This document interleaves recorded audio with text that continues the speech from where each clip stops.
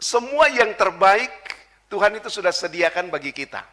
Amin. Tapi kita ini belum punya wadah yang tepat supaya berkat itu turun pas.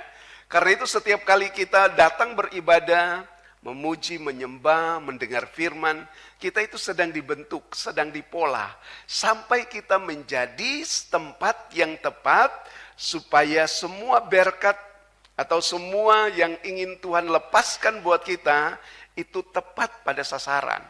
Amin. Hidup kita ini kadang-kadang tidak mau dibentuk oleh Tuhan, supaya Tuhan itu berkati kita. Saudara mau berkat tapi tidak mau dibentuk, kan? Makanya berkat saudara itu jatuh ke orang lain semua. Karena apa? Karena begitu berkat tercurah, saudara punya wadah tidak tepat. Makanya semuanya tercecer kemana-mana. Tapi kalau semua sudah terpola seperti itu, maka berkat itu akan turun melimpah atas kita. Amin. Jadi kita datang di sini, datang dengar firman, dengar beribadah kepada Tuhan. Kita sedang memberi diri untuk dibentuk, dipola, dikerjakan oleh Tuhan. Sampai apa? Sampai kita menjadi sasaran dari berkat Tuhan itu. Amin. Kita kepingin mau menerima berkat, tapi kita pemalas.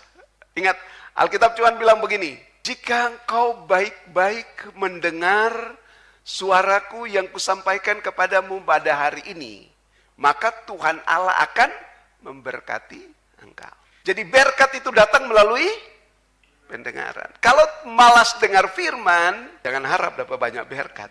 Orang dunia bilang begini, banyak berdoa, banyak berkat. Kurang berdoa, kurang berkat, tidak berdoa, tidak berkat. Itu orang dunia. Anak Tuhan bilang, jika kau baik-baik mendengar, maka berkat itu datang kepadamu. Amin? Iya. Banyak berdoa, tapi kalau tidak dengar firman. Sekian lama kita berdoa itu hanya cuma memuaskan keinginan kita. Kita tidak pernah berdoa untuk menjawab kebutuhan Tuhan.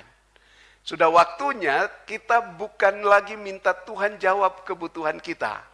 Tapi sudah waktunya saudara harus bisa menjawab kebutuhan Tuhan.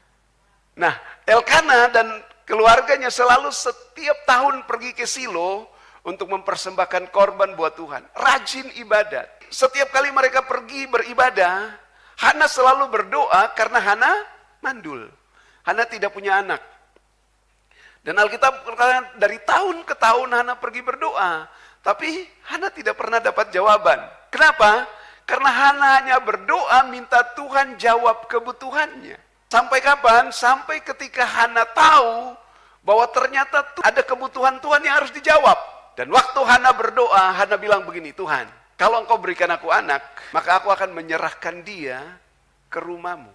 Ternyata kebutuhan Tuhan bagi orang Israel itu adalah dia membutuhkan seorang imam kepercayaan yang berlaku sesuai dengan hati Tuhan. Imam Eli dan anak-anaknya ini pelayan, tetapi hidupnya sudah tidak lagi akurat, tidak lagi menghormati Tuhan.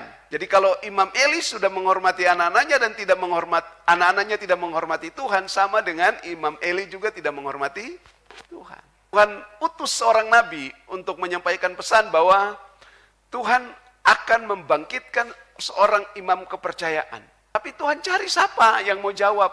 Sama ketika Nabi Yesaya menubuatkan tentang Mesias, sekian tahun tidak ada orang yang menjawab kebutuhan Tuhan. Sampai ketika Maria tampil. Maria adalah orang yang siap untuk menjawab kebutuhan Tuhan, baru kemudian Maria mengandung. Sama juga ketika orang Israel di Mesir, kita bilang 430 tahun baru mereka keluar dari Mesir.